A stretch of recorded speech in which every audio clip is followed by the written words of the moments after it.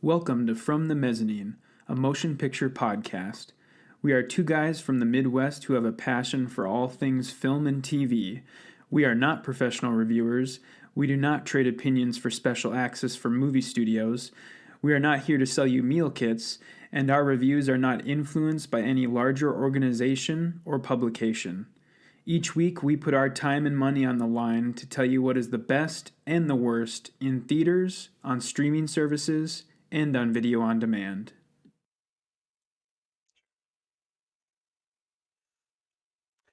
We will just skip the fair use disclaimer. I pulled the trigger too early, but welcome everybody to From the Mezzanine. I'm Chuck. Here once again to go over everything that is, put in front of our faces on our devices and television screens. We were going to cover the latest from Paul Verhoeven, but they pulled a fast one on us, didn't they, Matt?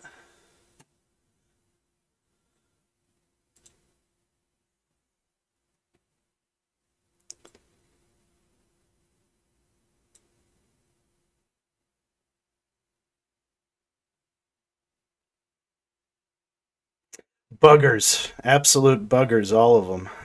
Oh my gosh. Instead we're gonna cover a bevy of streaming content, and the latest that is coming to us from Jane Campion on Netflix, The Power of the Dog, which was very very unexpected for me, actually.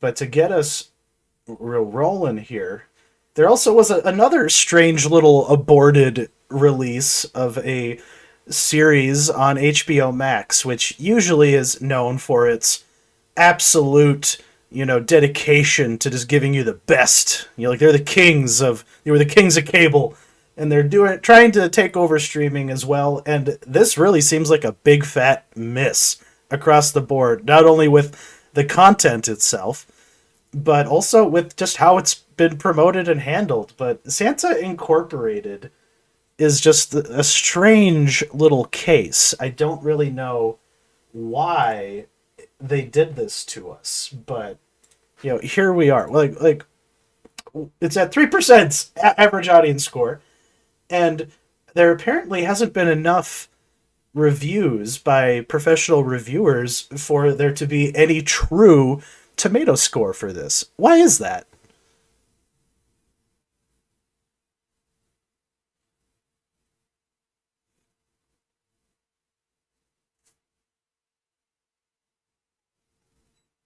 Let's see. Dude, see, view details? Okay. Oh, they really hide it.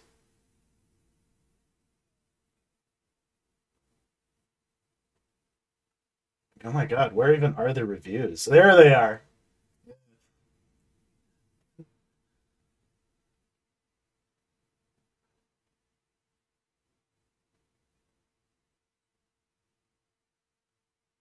Hmm.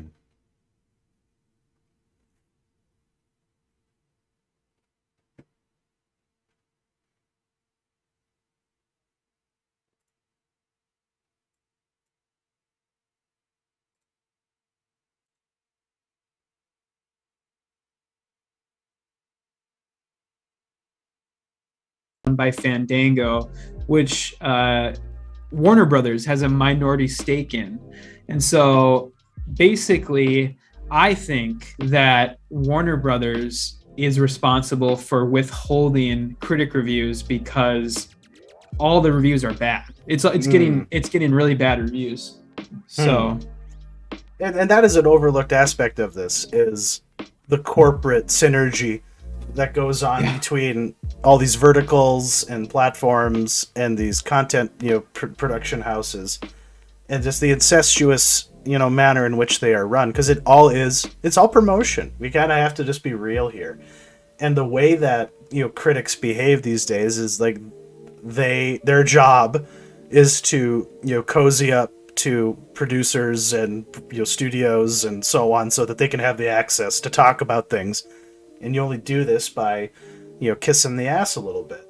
And yeah, everybody who because one asked, like, my initial thought was, oh, these guys just don't want to piss off Seth Rogen and Sarah Silverman. They want those comedians to be their friends. You know, they don't want to get into a Twitter war with him because he seems, you know, very ready to do that. You know, you know, to address, you know, the unwashed critics, you know, of Twitter. But yeah, it was very in character, though, to just make this a culture war issue. We try desperately to keep this, you know, show on our focus of it upstream of anything political. And he just, you know, went and just stuck his foot right in it and, you know, used the WS slur, you know, against it, or like it's all anti-Semitism. But I'll be honest, like, because I read some Twitter posts saying, oh, HBO is hiding it. They're not even letting anybody watch it. It's so bad. And I was like, okay, I'm going to be a social scientist. I'm going to investigate this. You know, clickety clack. Oh, it's right there in front of me. I watched the first 10 minutes of this thing. And yeah, it is saltier than Deadwood. And it is more vulgar than pretty much anything. It's like, even Sausage Party wasn't quite on this level. And we have to remind ourselves that Seth Rogen is also the guy who brought a Sausage Party. Yeah. But the lady who created this has no credits. Like, I might have to back up or something. Alexander Rushfield. Yeah, is her name. like she was on an episode of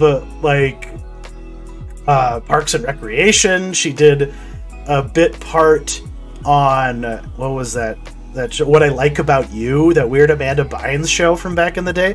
And then there's just this gap of time. And then this was her baby, apparently. And it is very funny to me that all of the elves are just Jewish caricatures. And yeah, like this is just a bunch of, you know, atheistic, you know, Jewish people making content for Christians, you know, which is, you know, or like, I don't know, it's like, it's coded like it's for the Christians who love Santa stuff, but because it's animated like a fancy Rankin Bass, and the animation is good, you know, and it's just a shame that all of the people who worked on this thing worked on a dog like this. And it's very, you know, unfortunate because it does look kind of nice, but I just couldn't handle any of the stuff going into my ear. I was just so bored by it. And yeah, basically, there's a reason why Mel Gibson hasn't made his Maccabees movie yet, because that would be, you know, a guy who very well might be anti-Semitic doing a Hanukkah story, which really, you know, is basically kind of, it's not quite like that with this, but it's tantamount to being very similar. But yeah, just a very strange little sequence of events, you know, as far as that's concerned. Yeah. Okay. Yeah, the one thing I'll say about the actual like Seth Rogen element of it is I think that what he does as far as like calling, whenever his stuff gets bad reviews, he kind of pulls from this bag of tricks of his where he's like, oh, you know, I can't handle negative criticism of my art, so I'm just going to call you something completely irrational to make myself feel better. And he does this all the time, and it's kind of becoming a thing a lot of people in Hollywood do, where, you know, it's like, you don't like the Ghostbusters 2018 movie, so you're sexist. You don't like The Last Jedi, so you don't like that Asian character that they had in there. Yeah, you know, it's like, they just like, you know, they'd have to come up with a way for you to, for your opinion to exist that makes them feel better about it. You can't have good points. Like there's no way you could possibly have good points on why you don't like it. It has to be completely irrational. Yeah, it not to spend too much time on it, but I just remember the Angry Video Game Nerd, like seeing the female Ghostbusters movie, and is kind of, you know, getting the vibe from it at the time, which was, oh, if you don't like it, don't watch it. So it was like, okay, I'm not gonna. This isn't for me. If you see it and like it, good for you. But like, I know what I, you know, would be interested in, so I'm just not gonna talk about it. Which was pretty principled of him.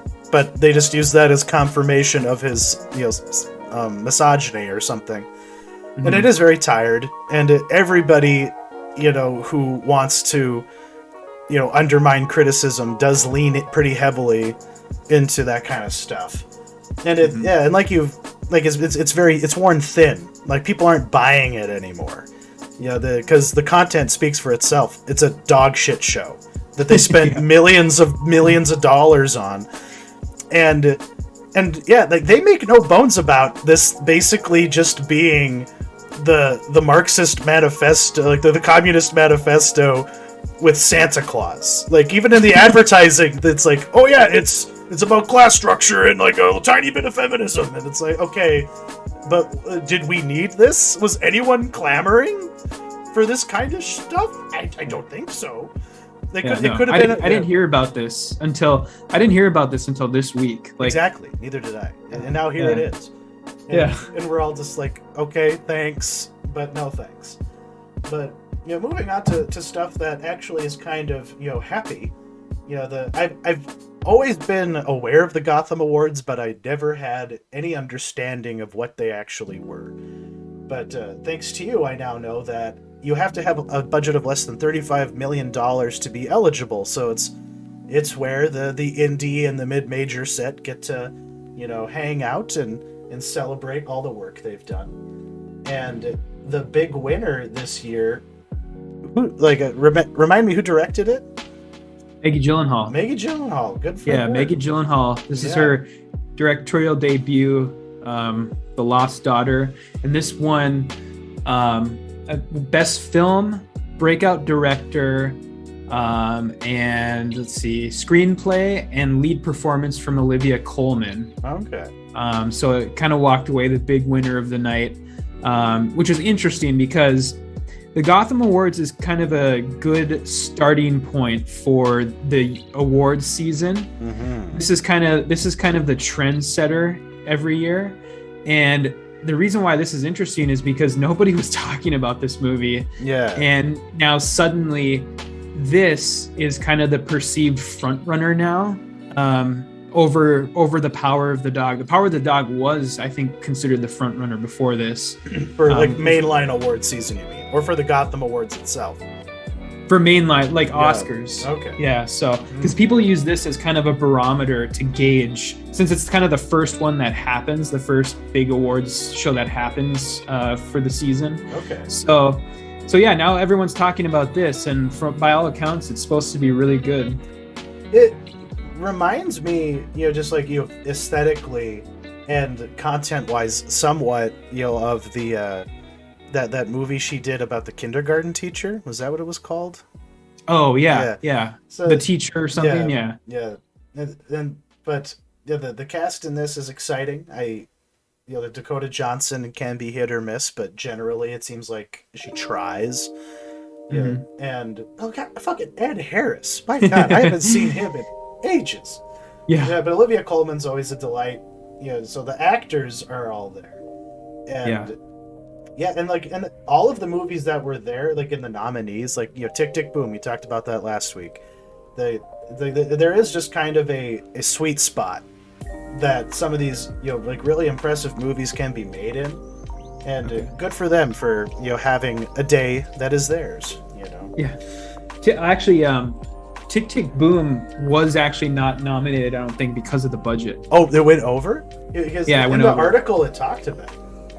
Oh, really? Oh, no, you're right. Yeah. However, they didn't. The Harder They Fall didn't make it. Power of the Dog, because they exceeded. You're right. Yeah. Yeah, they weren't even in there. Yeah, and there's a couple, before we move off this, there was a couple of other interesting bits I wanted to note. Squid Game walked away with Best Long Format Series. Yeah. Reservation Dogs for Short Format Series, which, have you seen that? I've been banking it, but I'm highly interested in it because most of the comics and films I've seen about Indian reservations just focus on the despair and the crime and stuff like that, like Scalped, for example. And I know that this is somewhat of a crime series, but it seems more light and fluffy compared to like that kind of stuff. It's worth a watch though? Yep, I've seen the whole thing, and it's very good. It's just a really good like hangout show where it's just kind of fun to watch it and kind of be in that world. So yeah, I really like that. And then another interesting note was Belfast could have been nominated, but it wasn't. It was completely shut out of everything. And then The Green Knight was nominated? Yep. How does a movie that delayed have only a budget of $35 million? Yeah. That's surprising. That surprised me too, because that movie looks a lot more expensive than $35 million. And Pig was up for Best Picture as well, but I can see why that, was just maybe a little too weird. But yeah, it's The Lost Daughter looks intriguing and safe, and so yeah, that's why the Oscar wise it fits in there too. Yeah. What can you tell me about Drive My Car? Everybody is really high on this, from what I've read. Yeah, I know. All I know about it, I have it. I mean, I've heard of it, and I have it on my watch list. But I think it's Japanese. It's a Japanese movie, right? Yes, it is. Okay, yeah. That's all I know about it, really. Oh yeah, the card counter was there. Poor Paul Schrader. I'm surprised that Red Rocket didn't pop up on there more. Yeah, I've heard good things. I've heard very good things about that too. But yeah, it's strange because there's usually just a sea of random awards that are given out every year that my eyes glaze over. I usually just focus on the Independent Spirit Awards and that kind of stuff. But anyway, if you'll bear with me as I seek out what's next on the list. So last week we ended with a question. Which was, what movie isn't in your cinema experience? What haven't you seen that you're kind of embarrassed that you haven't? And I'll just go first. I had long not seen any Woody Allen movie that wasn't Ants for most of my life, but after watching the HBO documentary series about that whole saga, and just listening to all of the talking heads in that go on about how much they loved specifically Annie Hall in Manhattan, I was like, well, I better give these things a watch and have some sort of a bearing on what it was. And Annie Hall is just funny, but it's not bust your gut funny. And it's, I don't know, it was nice. And I liked some of the formalistic choices he made, all of his man on the street bits where he'd just be in a scene, doing lines in the scene, and then he'd just go to random people and insert them into the movie. There's even a cameo by Truman Capote that just blink and you'll miss it. But there's still hints of the weirdness that clouds everything Woody Allen does. Tony Roberts' character there literally has this bit where he's mad at Woody Allen for having to bail him out of jail because it took him out of bed with two 16-year-old twins. And it's just said so casually, it's just God, you really are depriving me of something great, do you know how many times that can happen in a lifetime? And then they just drive away.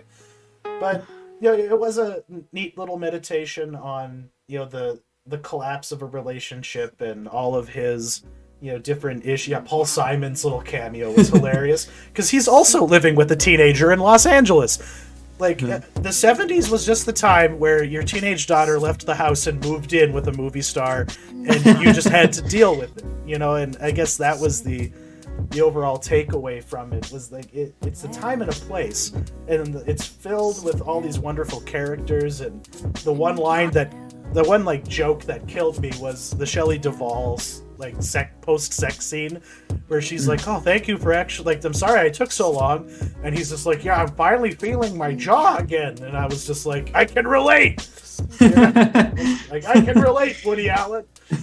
But Manhattan was much harder to digest than Annie Hall was. Despite it being gorgeous, the famous bridge shot that everyone talks about, Gordon Willis just being the man behind the camera. But ultimately, it is just a skeevy as fuck premise. And it's basically a retread of Annie Hall, because it's just him and Diane Keaton trying to be in a relationship as two characters who really have no business being in a relationship together. Really don't have enough in common, even though they think they do. And even though, like, the ending I did like, because he... Like, have you seen Manhattan? Yep. Yeah, I have. Yeah, so, like, at the end of Manhattan, just not to spoil it, but, he, earlier in the film, breaks up with, his teenage girlfriend so he can date Diane Keaton's character. And then, that blows up in his face, and he's just left all depressed, and he's like, okay, maybe I should be... All I can see is the face of this teenager who I had an affair with. And then she just, like, shuts him down. It's just like, bro, like, the message was received. I'm going off to start my life. You need to just move the fuck on. Which, was actually kind of refreshing and mature. But at the same time, it just looks really bad, based on everything that happened after the fact. So, like, it was hard for me to remove what I know about the history behind the man, and everything else. It was a lot harder, especially with this movie. I love seeing Wallace Shawn, his little oh hello, how are you? Just him being himself. But he's just there for 5 seconds. Meryl Streep is a total babe because it's 70s Meryl Streep. Oh yeah. And yeah, the music is wonderful. The cinematography, the nightscapes of New York City are just breathtaking. But it's all surrounding a very icky premise by any era's standards. And I guess the conclusion I've come to is that I really didn't need to see these movies.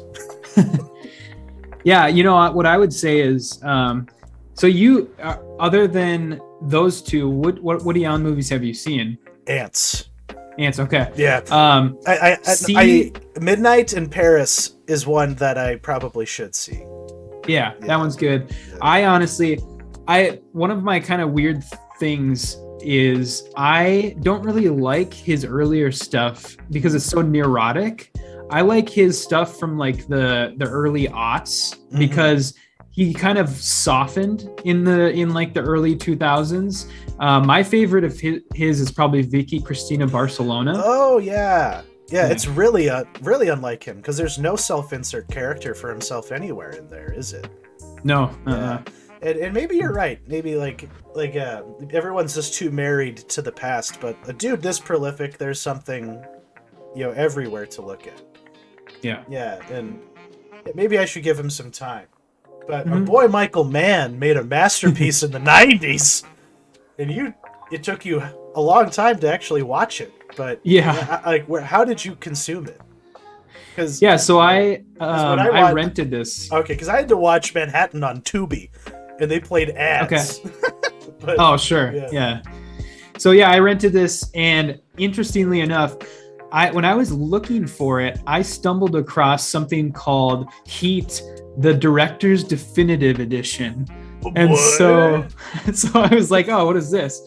So that's the version that I watched. And I looked it up, and there's nothing different about the movie as far as content goes. The big difference is that he color graded the entire movie all over again and basically made it look like a more contemporary movie and less like a 90s movie. Yeah.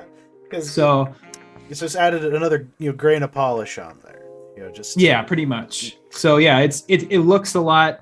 The whole movie kind of has a little bit of a bluish tint to it, and the darks are a lot darker, especially in the final scene when they're running through like the airport. Oh yeah, that part rules. Yeah. So, but it was really great. I mean, there's really not much you can really say anymore, but the one thing I would say is that it's interesting to watch movies like this that so many movies have taken influence from, and you kind of have to watch it in the frame of mind of like someone in the 90s, where you have to watch it and base what you're watching on movies that you've already seen rather than rather than thinking of it as like, oh, all these other movies did it better, that type of thing. So yeah, it's like The Dark Knight did not exist when Heat came out. Yeah. And like The Town didn't exist, quite yet, because it has a lot of progeny as far as like influences go. Yeah. But I was not aware of the definitive director's cut, but I'm glad that there's nothing like new to the story that I need. Yeah, to it's exactly the same. And then I guess the only other thing I'll say about it is it was fun to see all of like the like actors who were small at the time but like blew up since the movie, because like you had all these people in bit parts like Ted Levine, Dennis Haysbert, William Fichtner, Natalie Portman, Tom Noonan, Danny Trejo, Hank Azaria, Jeremy Piven. Yeah. So many people. He had hair back then. Isn't that cool? Yeah. So yeah, that was cool to see. I really like that. Like just like seeing. Oh, and Wes Studi too, as one of the cops. Yeah. He's always a welcome addition. Well, I'm glad that we crossed those off our list though, because now we can shut up about them. There's nothing more to say. But onto the new releases. I watched the latest from Will Smith on HBO Max. A very wholesome, saccharine little family movie about the man who raised the Williams sisters, the tennis titans, just showing how consumed he was by this goal. Like, he literally watched like a tennis match, found out how much money they could make, and was just like, okay, I'm like, honey, we're having 2 more kids. We're going to turn them into tennis stars. They're going to be the Michael Jordans of tennis. We're doing it. And nobody takes him seriously, obviously. He has to, like, he literally gets the shit beat out of him just for trying to use the Compton Country Club tennis court. And so as a family movie, it's pretty awesome. As a sports movie, you have to really like tennis, I guess. Because it's pretty boilerplate, formulaic stuff throughout, just him butting heads with coaches, who want to control how the girls are developed versus what his plan is and how he knows, like they should play in his mind. But it's not an Oscar turn as much as Will Smith desperately wants one. It's a pretty light fare, and it's definitely a holiday movie, just something to just put on the TV in between meals and present openings and stuff like that. And so I guess it gets a soft recommendation. It's nothing that I'm particularly excited about, but I just clicked play and here I am talking about it, unfortunately. Because the end of the movie is the only time where you actually see her compete in a tennis match. Venus, okay. I should say, because like the big conflict throughout it is, how come you're not letting her compete in juniors? She's not in juniors. She's never going to develop. So there's really only one true tennis match in this whole movie, and it's like the last 20 minutes of the movie. Okay. And it's well made. The girls, act pretty well, and it's I don't know. You haven't seen this yet, though, I take it. No, I haven't. Yeah, I have HBO. It's just, it's just kind of one that I don't know if I'm gonna ever watch it, honestly. Yeah, and I would not expect you to. Like, I'm trying to expand my diet of what I consume, because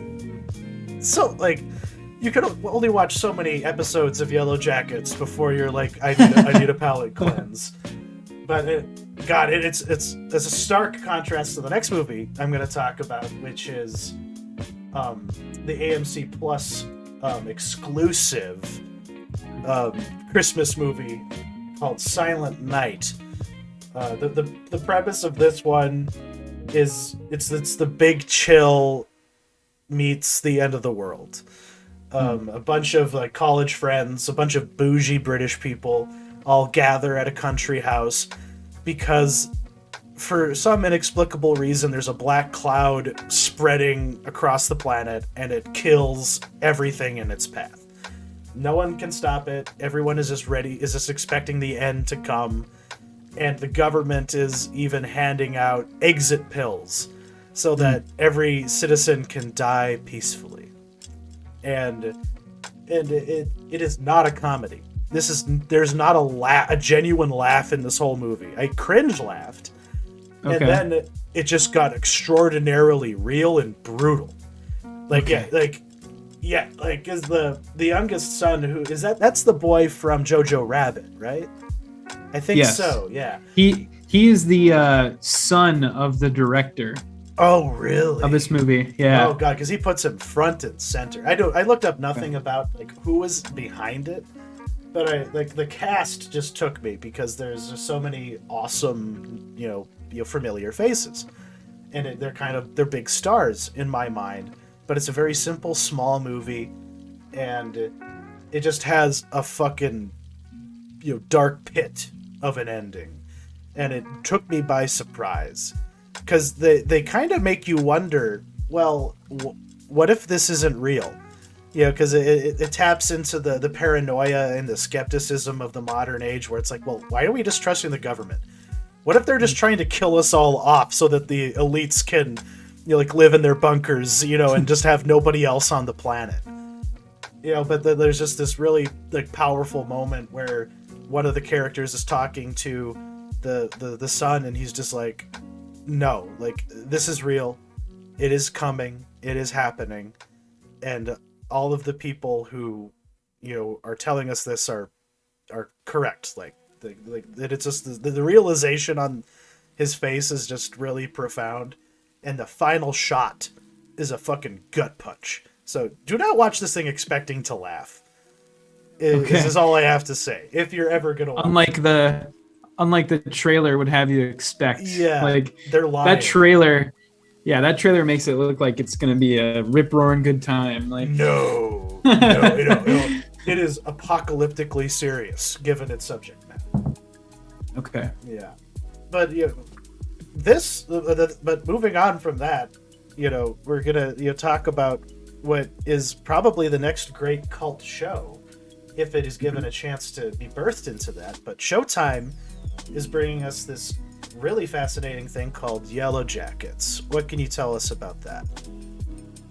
Yeah, so this was developed, I think, in part, and the first episode was directed by Karen Kusama, a pretty famed director. Yeah, and this is a story. It's kind of a split timeline show like Lost, where you have these girls when they were younger in high school on a all-star soccer team, and they are taking a plane to the national championships, and the plane crashes in the wilderness, and basically they had to survive out there for 19 months.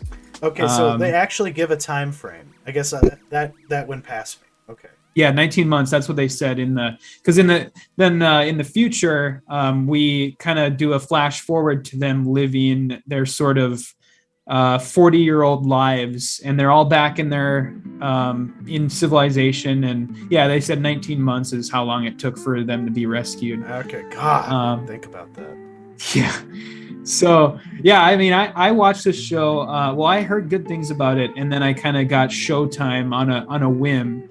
And yeah, I love this show. This is like the return of appointment TV for me. Right?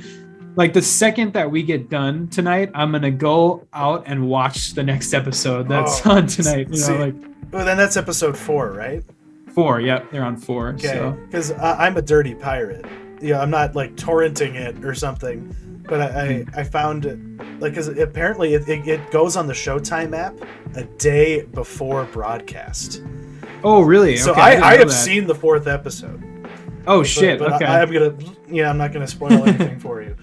But yeah, like you said, it rings of Lost. It also has, God, I don't know what else to really compare it to. But it, like you say, Lord of the Flies. Lord of the Flies, definitely Lord of the Flies. Yeah. And Yeah, and also like the flashing forward and everything like that. But comparing it to Lost is kind of tricky because it is a mystery box show. But what separates it from the J.J. Abrams mystery box is the fact that it's a Russian nesting doll. So the people writing it, they have what happened in the past, and like they know that they get away from there. So they must have a through line. They actually know what happens. You know, they actually know what the mystery will be revealed, and it's not just going to be a boatload of ambiguity forever, and just improv in real time, like Lost. You kind of felt like this seems very intentional and deliberate, and the more that you see of it, the more it becomes clear that like you're in good hands, and that's really what appointment television to me is. It's like I can have no qualms or quibbles about what I'm going to do with my time. I'm going to be here so that I can see this, because there's nothing else like it. Like it doesn't quite have the 4 episodes into True Detective, it's like your brain is melted onto the floor. Yeah. And it's not quite on that level, but it definitely seems like it has nowhere to go but up in terms of because it actually is satisfying to have a question and like a thread to tug on and to wonder. Like not to spoil, I guess. Yeah, this is the end of the spoiler-free section, of our little discussion on it. Because, what do you make of the all these different performances? Because are the girls in the teenage girls who play them in the past versus their adult counterparts? The casting is insane to me. How spot on it is, from one to the other.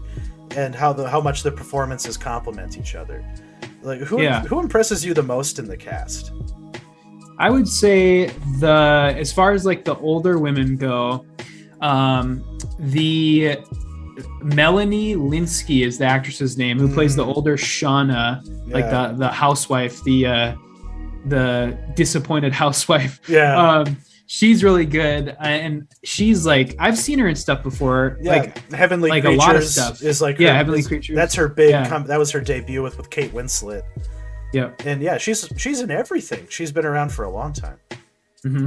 Yeah, so she's really good. And then as far as the younger girls go, I'm really interested to see where Misty goes. Yes. The girl who the older one is Christina Ricci, if anybody doesn't know, but and she's the statistician and Timus. She's the water girl for this soccer team. Uh-huh.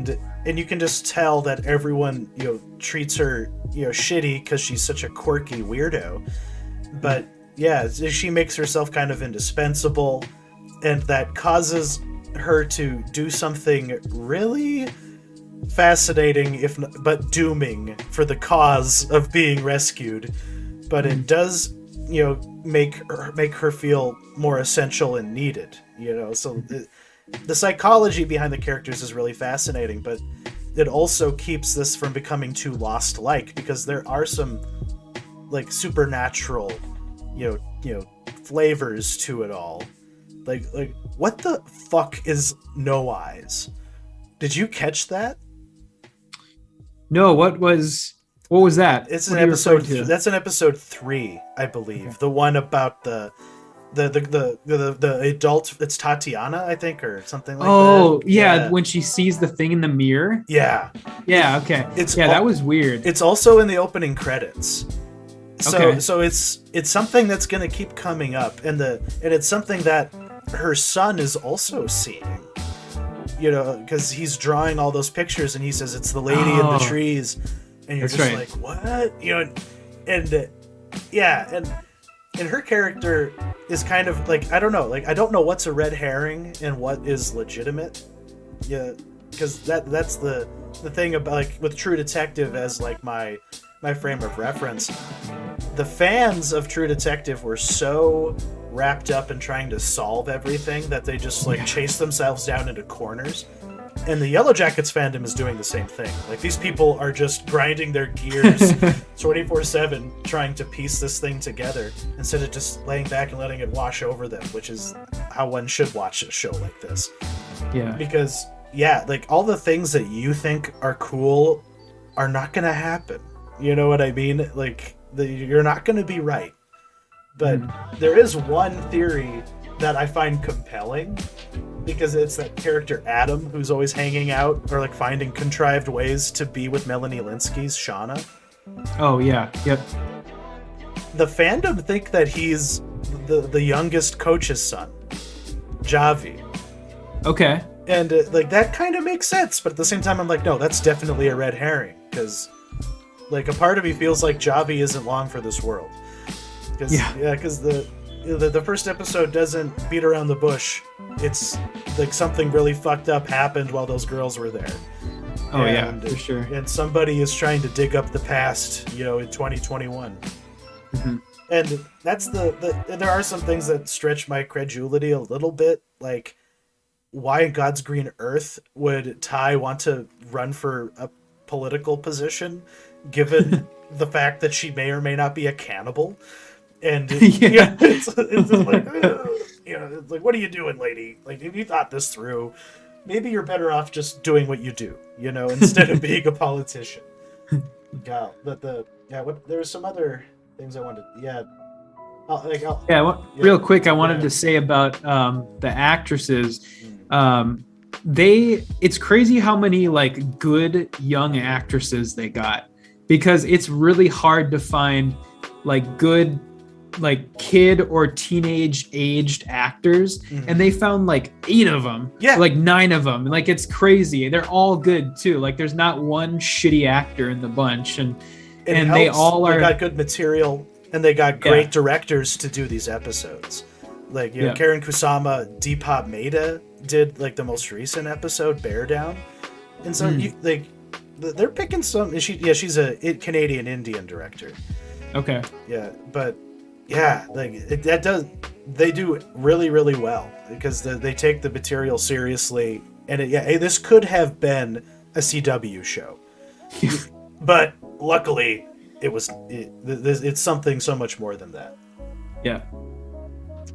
The other thing that I appreciate about it is that it doesn't like lacquer on the nostalgia for the time that they're in. Like, we don't get to spend a lot of time in 1996 in civilization, so there's no Stranger Things shoehorning in of pop culture, and it's just like, it's small little things like when they're cutting up those like marshmallow cookies in half to like ration the food. It's like, oh yeah, I remember those things.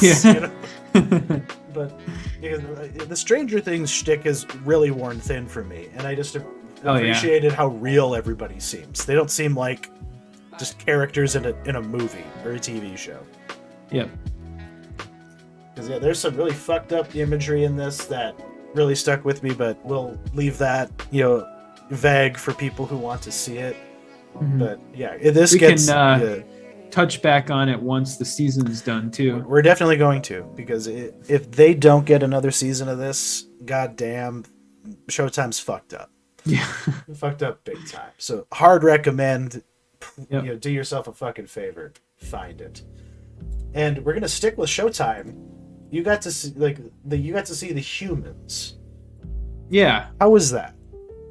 Yeah, so this is a Showtime original movie based on a off-Broadway play by a playwright named Stephen Karam, and he also directed this movie.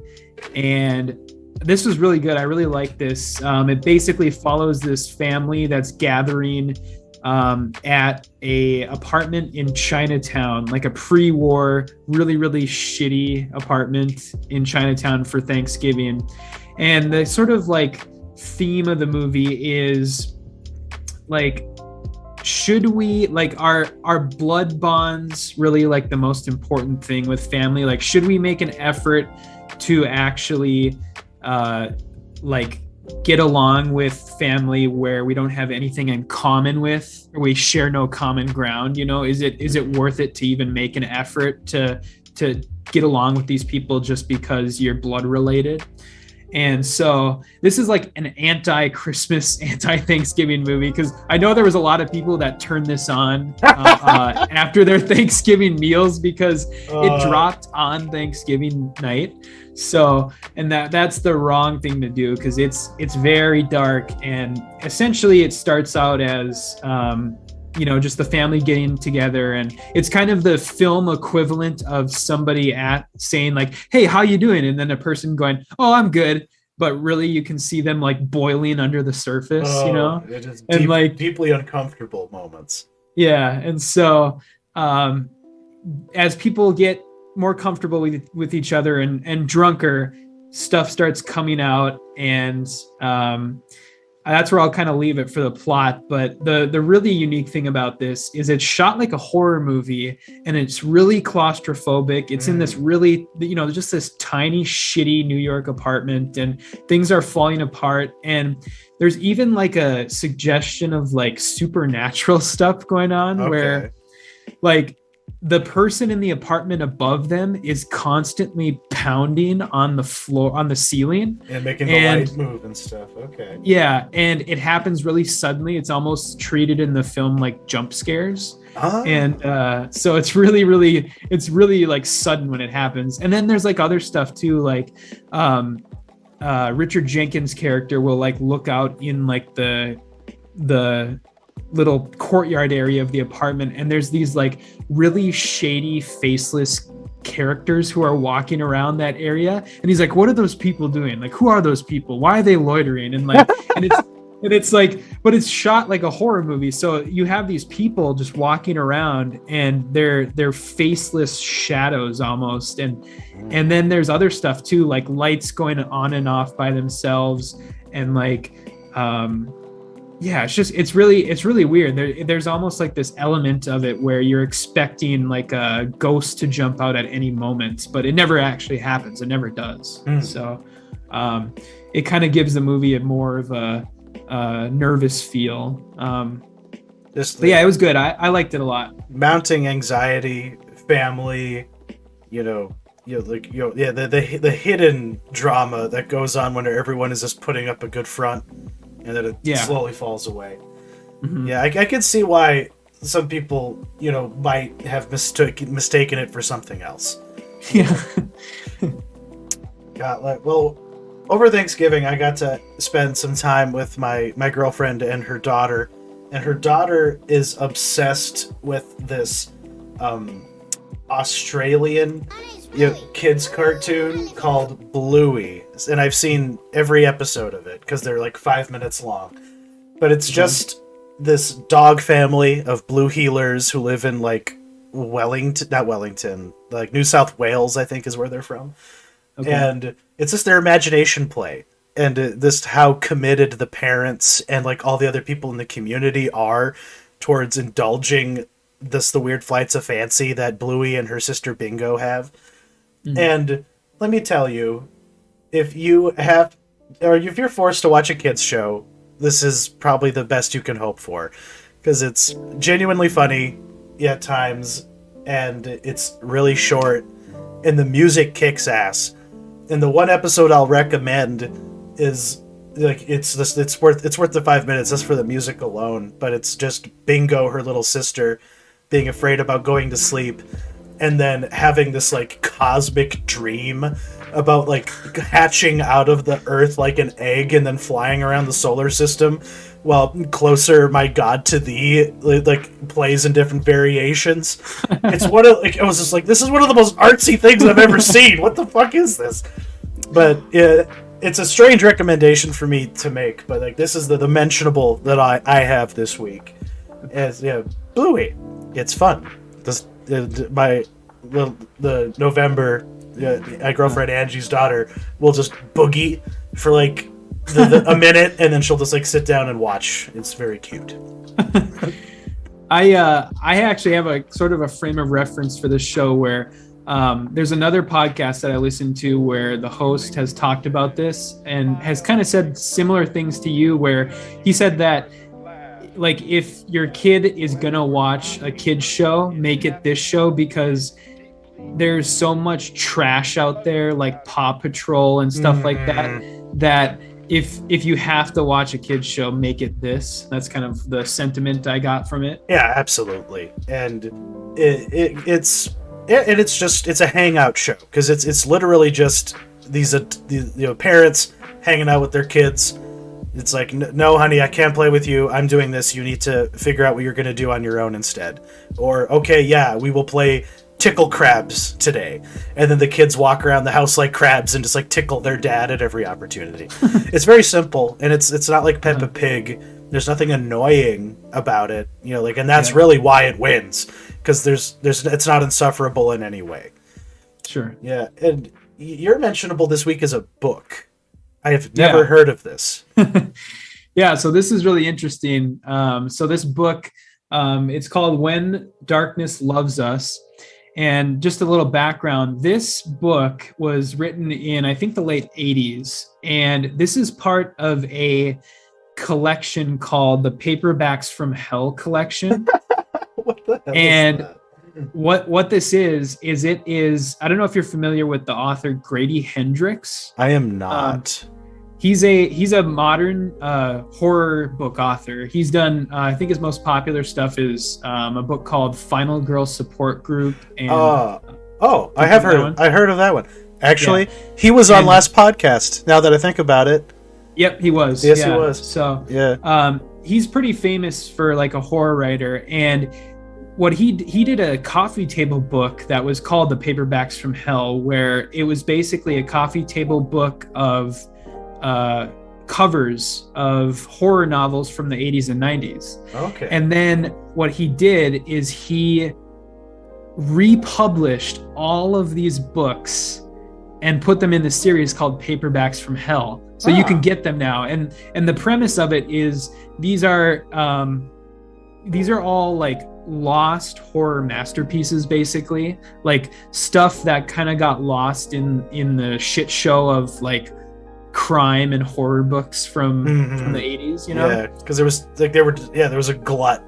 Everybody was trying to be Stephen King, and not everybody was like Clive Barker, Yeah, so this is the only one I've read so far, and I think there's 14 of them. Wow. And this is actually 2 novellas, and the first one is about a woman who stumbles across a cavern system on the edge of her property and then gets lost in it for 15 years. Holy fuck. And lives down there, and then she finds her way out eventually and finds out that her husband remarried, and then to pay him back, she takes his child from his new marriage and brings him down into the caverns with her to live. That's fucking awesome. And then it's pretty nuts.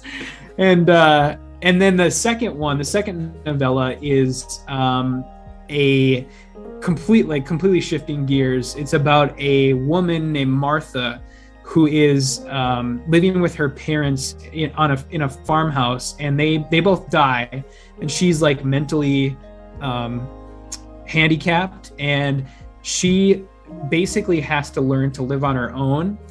And she starts making like trips into the local town to get like food and go to the bank and stuff. And she starts like making friends with people in the town, and she slowly de-ages and becomes less like mentally challenged as the book goes on. And you don't know why till the end, and then you find out why, and that's kind of like the twist. And so it's really interesting. Totally not something that would be made today. People would have so many problems with it today. Okay. It's like, because I was about to say, it's like, why doesn't Grady Hendrix just convince someone to help him do anthologies? Do an anthology show. Like, this is perfect for it. Yeah, he has all of the content ready to go. I guess if he has the rights to republish, surely he can negotiate some way. But yeah, like you say, it was the 80s. Modern times might not appreciate all of it. But the cover, I love the cover of this, and I can see why the coffee table book would be the springboard. Yeah, very interesting. They're all amazing. Yeah, all the, if you just like look, there's a website for it. It's just, I think it's just paperbacksfromhell.com, and they're all the covers are on there, and they're all amazing. You know? Right on. Oh, good plug, Matt. I'm gonna have to check that out. But now on to the main event of the Sunday stream here. The latest from New Zealand's most accomplished female director, and maybe even most accomplished director short of Peter Jackson. Jane Campion is bringing us a slow western called The Power of the Dog. And Netflix has made it available. It's starring Benedict Cumberbatch, Jesse Plemons, Kirsten Dunst, Cody Smith-McPhee. And it's a strange little movie, but I was very, very refreshed by it, especially like as it just progressed through its narrative. But like, what a left field this thing was. I don't know. Like, this is not what I expected it to be. Yeah, this is not a typical Jane Campion movie. Like, I honestly was not looking forward to this before I watched it, and I was sort of pleasantly surprised by it. I think that Jane Campion, her movies tend to fall into like the same thing every time. Mm-hmm. And what that kind of is like well-meaning feminist way before her time butts up against a like overbearing male figure and overcomes him. It's her movies are kind of, they wear their emotions on their sleeves and their messages on their sleeves. And she did Top of the Lake as well, didn't she? That was Jane Campion. Top of the Lake, China Girl, not the first series. Really? Just I think just China Girl. Okay. Yeah, I believe. Either way, like it feels like a Jane Campion production. In that way. But go on. Yeah, sorry. But yeah, it was. I was pleasantly surprised. I think it's definitely her most like refined movie. Like it looks good, the acting is amazing. Like a lot of her older stuff feels like it's on like a shoestring budget, and like everything's being held together with like chicken wire. And this just looks amazing, and you feel as if every person that touched this movie was at the top of their game while they were making it. Like it's crazy. But those are kind of my spoiler-free thoughts. What about you?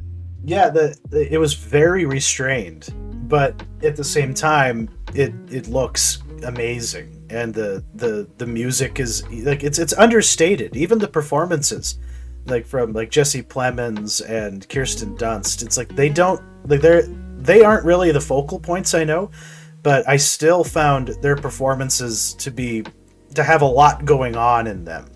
A lot more than what is textual in what they say or do. Really what this nailed, like as the descendant of Montana cattlemen, and myself, I don't know, it looked very authentic. All the cowboying and just how like genuinely like homoerotic the relationship between like all the cowhands is. Like it's a very like, this is almost a better gay cowboy movie than Brokeback Mountain, and that might be a slight spoiler, but overall, the dynamic between Cumberbatch and Cody Smith-McPhee was really electric as like the movie went on, because Cumberbatch is this brash, crude, Cro-Magnon, Yale graduate who raises cattle and just has no patience for his more refined brother, because this is a guy who doesn't bathe unless it involves rubbing himself down with mud and then jumping into a pond. And I just really respected that choice, to just have him be this brute.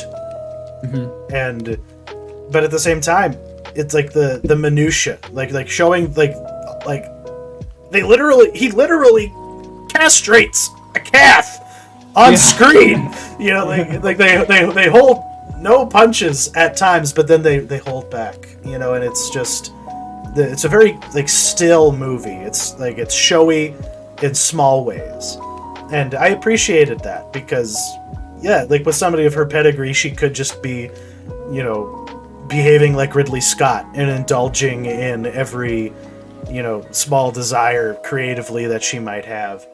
But this was very focused on like what the conclusion of this movie, you know, ended up becoming, which it really it does, like you have stated in other forums, it doesn't spoon feed. Like it gives you all the detail you need, you know, from the beginning to the end to understand what happens, you know, in the ending. But I feel like if some people weren't paying close enough attention, they would be slightly lost. But that's their fault. You know what I mean? Yeah. Yeah, just to speak on the Benedict Cumberbatch performance, he does a lot of acting with his eyes in this, and a lot of stuff is just kind of inferred. And one of the highlighted scenes for me was the initial scene when the cowboys and like the weird like city folk people are eating in the restaurants. Yeah. And he spots the paper flowers on the table, and then he spots Cody Smith McPhee's character for the first time, and he puts two and two together. Yeah. And then he's like, "What little lady made these?" Or whatever. And it's just like he's just like immediately has to be a dick about it, and he like hones in on fucking with Cody Smith McPhee's Peter, I think was his name. Yeah, Pete. Yeah, just like hones in on fucking with him, and then just makes his life hell while that entire dinner is going on, you know. But yeah, and Cody Smith McPhee's character is also deeply like troubled and ambiguous. Yeah. Like the all that whole business with the rabbit, like like with the what is it, Thomas and Mackenzie and her little bit part in this. Like she pops up, you know, to go look at, feed the cute rabbit a carrot, and he's just like, I don't think it's gonna need it. It's because he wants to be a surgeon, so he's dissecting it on his desk and like drawing it, you know, like illustrating it as you would, you know, at that time, you know, like before, you know, photographs and microscopes, you know, like your frame of reference for things was literally what you could draw. So it was fascinating to me that a guy who wanted to be a doctor also had to be able to be a good artist, and that was just a neat little detail. But it also just showed how like weirdly broken psychologically he kind of was, and just how and how he would be capable of disturbing things, you know, despite how unthreatening this like beanpole little boy might, you know, come across. But I liked the character he was in this, because he was in another Australia New Zealand Western a few years ago called Slow West with Michael Fassbender, and it was a much more traditional Western movie and Western role for him. But yeah, like a lot of people are calling this an anti-Western. Well, it's not really a Western. It's set in the 1920s. You know, it's set in a very remote part of the country at the time, you know, to be sure. Like Keith Carradine showing up as the governor, I thought was kind of strange, because because they don't tell you a lot about like who these guys were, or like what their deal is, like him and Jesse Plemons as brothers, and like why, like who their parents are, and like there's just a lot of weirdness to the story that just is left there, and it's great for the atmosphere, and it helps you focus on what's important. Yeah, just to get to that ending though, like that final scene that, you know, that McPhee and Cumberbatch have, that like I didn't breathe like that whole time, because it was very clear to me what was happening.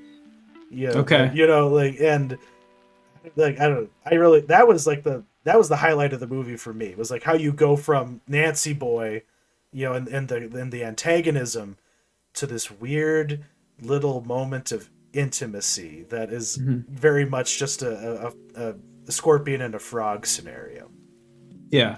Well, yeah, I mean, I think, I mean, it was sort of inferred that they fucked, right? Basically, Yeah, definitely. they did, Yeah. and then I actually didn't. I mean, I kind of thought that was going to happen, and then once it got to the scene, just to kind of get a little past that, when suddenly Benedict Cumberbatch is dead. Yeah. And I was like, wait, what the fuck? Because it was so sudden. Yeah. And there was no lead up. And then you start putting everything together, like the little Chekhov guns that Campion's been laying the entire movie without you realizing it, like the anthrax. Yeah, it's like, don't touch that, anthrax, Yeah, and like and then him coming across the dead cow and scraping like the shit off of it, the anthrax basically off of it, and then putting it on the braided rope, right? I assume that's what he did, right? Yeah, because he has like what must be early latex gloves or something to that. He has like, because he as a medical student, he has them, and he knew better than to handle it without it. Yeah, because like anthrax is like a bacteria. As I researched it somewhat, and I went down the rabbit hole of the 2001 anthrax attacks. But yeah, because he carefully cuts the hide off, and then there's just the happenstance of Kirsten Dunst just being resentful as fuck towards Cumberbatch's character and giving away all the hides that they were going to use for the rope, so that they had none to use. And it's like, oh well, I very conveniently have one, and maybe he just had planned to mix it in with the others, but now he had this. It was just like a lot. The things happened that he didn't plan for, but definitely worked towards what his goals were. Mm-hmm. And when it all clicked, it was very satisfying. But for the life of me, I have no clue what the Bible verse at the end and the title is supposed to mean. Do you know? Well, I know that, I guess I don't understand the actual Bible verse, but at the beginning he says that quote. It's the first thing of the movie, Cody Smith McPhee's voiceover, where he's talking about, if I wasn't a man who would protect his mother, what kind of man would I be, or whatever. That's pretty obvious, what's going on there, because that's the whole reason why he poisoned him. But yeah, as far as the Bible verse is concerned, I'm not too sure about that. Well, our friends at Collider have given me a paragraph explanation, and it basically is that. They deliver my soul from the sword, my darling from the power of the dog. Psalm 22:30. I forgive my Catholic parents. They didn't drill that into my head. But yeah, it's like the dog in the situation is Phil Cumberbatch, and deliver my soul from the sword. I guess so. That's like my darling from the power of the dog. So like save my mother, the only woman in my life I care about, from a tormentor. But his soul isn't delivered, because he committed murder. So yeah, it's a strange, I don't. But that's the thing. He is so, like, his character is just so like ambiguously like sociopathic, or there's just this weird angle to him where he's not right in the head in some way. So it's like he may not care, or he may feel like he was totally justified in what he did, but a very, very interesting performance from him. Like, besides Cumberbatch, do you see him getting like a Best Supporting Oscar nomination for this? I don't think so. I mean, not because he doesn't deserve it, but I just don't think it's flashy enough for that to happen. Very understated. Like all the performances. But Cumberbatch just takes everything over every time he's on screen. But I did enjoy all the cowhands and all the weird little people in the town. Like they're all just grubby and like demanding and entitled. It was bizarre why they felt like they deserved the city the city folk, Yeah. the people who were like playing the piano, and then Benedict Cumberbatch is like, shut the fuck up, you know, like that was so funny. Yeah. That was amazing. There were some like surprisingly, very humorous moments, and yeah, it's on Netflix, people. You should watch it. It's unlike, any West. So like, don't think of it as a Western. Think of it as a more like a mice and men sort of a scenario. It's just like, it's because, and that's the source of it. Is this, Savage is the author of the book it's based on. I forget his first name. Okay. Maybe, but he just made a career writing well-regarded, like Westerns or just, like frontier set stories. And this is the first time someone has made a movie of his work. And they instead of making it in Montana, which is one of the most gorgeous places in the planet, they take it to New Zealand, which is also pretty freaking gorgeous. And it is the beginning of this trend. I guess not the beginning, it's like a continuation of a trend where instead of a spaghetti Western, we have a Straya Western, where they're making all of these American set movies in the rugged wilderness of Australia, New Zealand instead. And it works pretty well. Even though it looks very unlike Montana. If you actually know Montana, Montana's way more rugged than the environment that is showcased. It's a Western in Lord of the Rings land. You're in Middle Earth. So it has an otherworldly aspect to it that I really appreciated. But did you ever see Slow West? Yeah, I really like Slow West. Yeah, I find it interesting, like that there's kind of this, you had put it on sort of the end of our Google Doc here, about how Westerns are kind of they're almost like becoming prestige movies a little bit, where, like Slow West, and another one that I thought of that's kind of like a neo-Western is, did you ever see The Nightingale? I never did. But that's kind of another one. Okay. That's another. I can't remember if it's Australia or New Zealand, but that's another one that's from that area.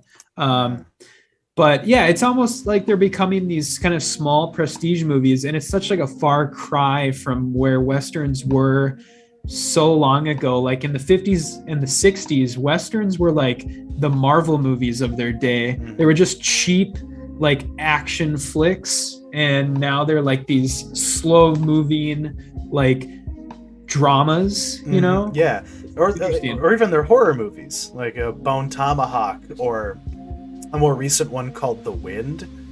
That was really cool. I really liked that one. Yeah, so it's like they're getting blended, or they're just being pared down, and like they're not making 310 to Yuma anymore. Or even though I guess what was that black Western that just came out? Oh, Harder They Fall. Harder They Fall. That is like that's like a modern Ennio Morricone movie, basically. Yes. Yeah. And so there are some people still playing, in the familiar territory, but other filmmakers seem more interested in being more high-minded about it, and just. Instead of just like playing with the conventions, just throwing them out entirely, and that's commendable, I would say. But parting thoughts on The Power of the Dog for you? Yeah, definitely watch it, especially if you have Netflix. It's right there in front of you, and more than likely this will be a pretty big awards contender this year. So if you don't watch it now, then watch it later when that happens. Yeah, because that's the thing. Everything that ever was available forever. One way or another, they will get the chance to put it in front of your eyes. Yeah. Yeah. Are you familiar with that concept? No. Like 10 years ago, Patton Oswalt wrote a book called Zombie Spaceship Wasteland, which was his like nerd honors thesis, just about pop culture, but he had this concept within it that he had an acronym that is impronounceable, EFATWAS, but it's everything that ever was available forever, which is what streaming is essentially. If you can think of it, you can type it in and somebody has it available for you. You don't have to go digging through the aisles of a video store or a Blockbuster to find something, and deal with someone like Quentin Tarantino or Kevin Smith in order to get it. You can just go and find it. God, sorry, that was a tangent, and I'm terrible. No, it's okay. But coming out next week, we have quite a bit actually, and because of our newfound interest in movie musicals, Steven Spielberg for some reason has decided to make West Side Story again, and I just don't know what there is for me in this. Like I guess our boy Ansel Elgort is in this, right? He's playing the male lead. Yeah. So Steven Spielberg. I mean, I'll be honest with you. I don't really. I'm not familiar with West Side Story. I haven't even seen the old one. Yeah. That should have been my movie I watched this week. Maybe. But I'm probably gonna see this. My wife's gonna want to see this, and it's actually screened already for critics, and it's getting very good reviews, which has kind of puts it on my radar, especially because Spielberg has been trash lately. So he really hasn't been trying too hard. No. God, I can't even think of the last Spielberg movie I genuinely liked. Like, I guess like Lincoln was okay, but that was a long ass time ago. Yeah. If I think of it. But that's the thing. This, by the looks of it, is it like Robert Richardson behind the camera or something like that? There's just a lot more fluidity to how things look, because the original, I'll tell you, it's like that shot looks really fucking cool, and with all their shadows coming together, because the original is very staid, it's very choreographed and simple by today's standards in terms of like what they do with the camera and how the actors interact with it. God, but this has lens flare, so it must be at least different. And this is actually Janusz Kaminski on the camera. So you got Spielberg's guy, the guy who he's won all of his awards with. God, this is very, very out of character for that pairing. Yeah, that's really cool though. That's neat. I didn't know that. Because I haven't done much research on it. I was just, and I guess we better shout out the late great Stephen Sondheim, gone but not forgotten. Hopefully he got to see Bradley Whitford play him in Tick Tick Boom. And then Encounter is going to be, is it Encounters or Encounter? Just Encounter. And that's got our boy, what's his last name again? Ahmed, okay. Yeah. And this is an alien, close encounter movie? Is that what this is? Yeah, so what I haven't done a whole lot of research into it, because I think it's a pretty twist heavy movie, but from what I understand, he's like a soldier coming back from war, and he takes his two sons and goes on the run with them because he thinks that aliens are invading the Earth. Oh, so this is more in common with something like Take Shelter than anything else. And the aliens may or may not be real. That's kind of how I've heard it pitched. So. Right on. Okay, now I'm more interested in this. Way more interested in this. So he's like a post-traumatic stress soldier who might have had an encounter with angels and giants or something like that. That's interesting. Okay. Wow. That's not at all what I expected. Not at all. Yeah, it looks cool. So. All right. And if you could, I have to keep on flipping things up and down. So the next one is Red Rocket. Yeah. I've been really excited for this one for a long time. I love the other two movies that this filmmaker has put out. Sean Baker, Tangerine, and The Florida Project. And now we have the story of a former porn star trying to fix his fucked up life. Yep. And and it's starring an actual pornographic actor. Isn't that the case? No, this is Simon Rex. Simon Rex. This is I mean, he's been in and out of movies for a long time. I think his most famous role was, I think he was the male lead in Scary Movie 3. Dude, that's who that fucking guy is. So yeah. Oh my god. So he's the guy who was the M&M transplant, because they're like the equivalent, because for some reason Scary Movie 3 was making fun of 8 Mile. Yeah. Oh my god. Okay, well this dude's come a long way. Yeah. Okay. Yeah, that's who this guy is. Maybe I just conflated his willingness to be so raw and naked in this as prior experience. You know what I mean? Okay. Yeah, I just did not check his IMDb, but yeah, I just love how his movies look, and just how wild and free, you know, the whole experiences can be. Mm-hmm. So yeah, really, really excited about that. Really into it. Yeah, me too. And what the hell is voyeur? Like, what is David Fincher doing? What is this? So this is I've heard it described as visual essays about cinema, and each episode is it's particularly about, they take a famous film critic, and have them tell a story about a movie that was impactful in their lives. Mm-hmm. And there's the names there. Tony Jr.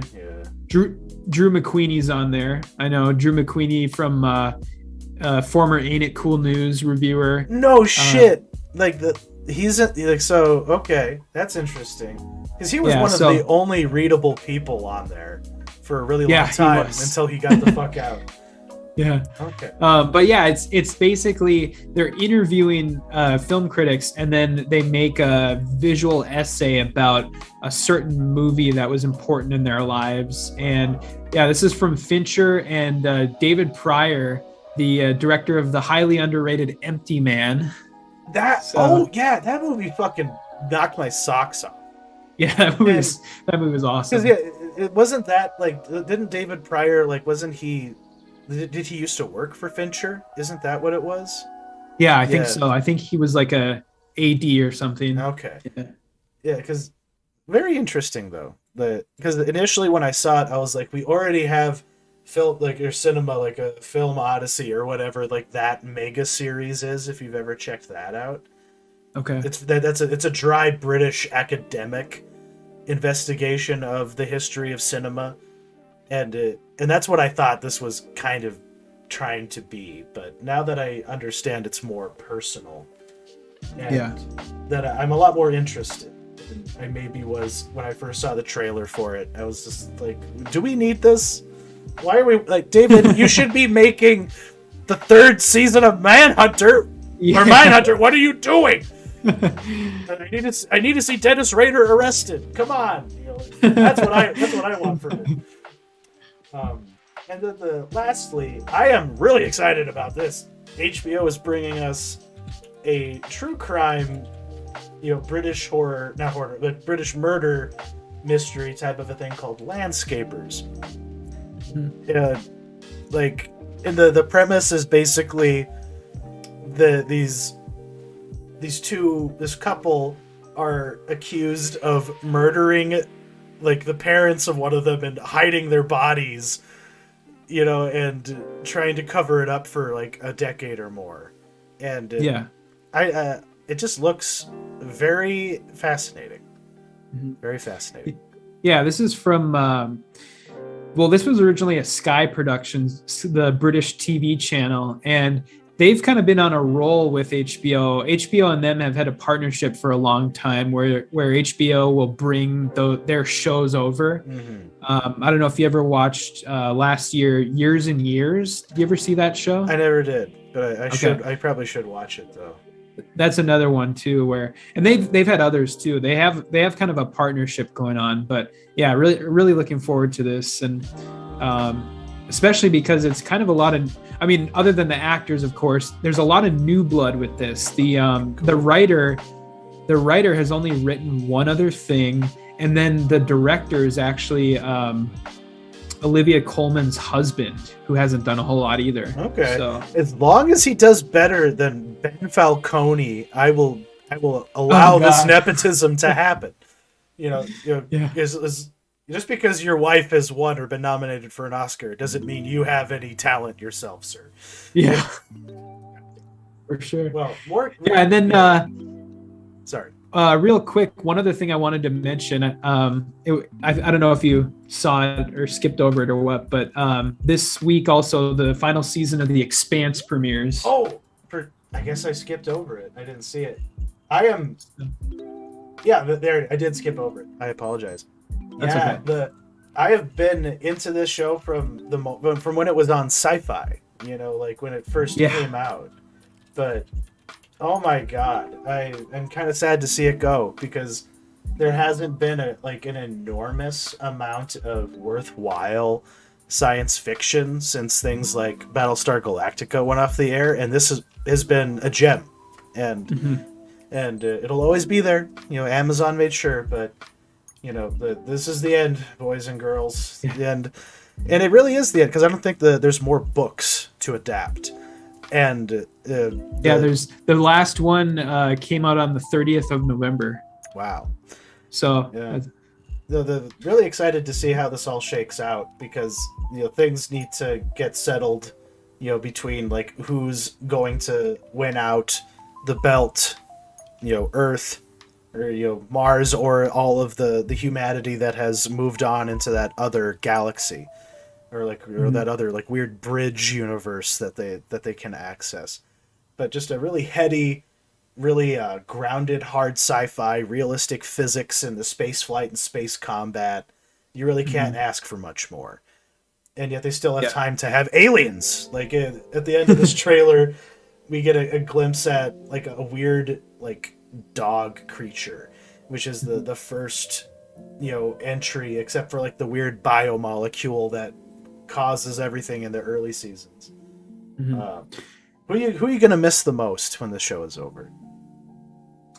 Oh, as far as like characters? Yeah. I really like the main guy, and I like Bobby too. Bobby's the shit. Yeah, Bobby's cool. She's a Martian space marine, so you can't ask for much more. So it's gonna be sad to see it go, and thank God Jeff Bezos did one good thing in his life. Good thing. Decided to be a super fan of this show. So well, it makes sense. It's basically porn for a guy that builds rockets with his spare change. Yeah. And sends celebrities to space and sends himself to space.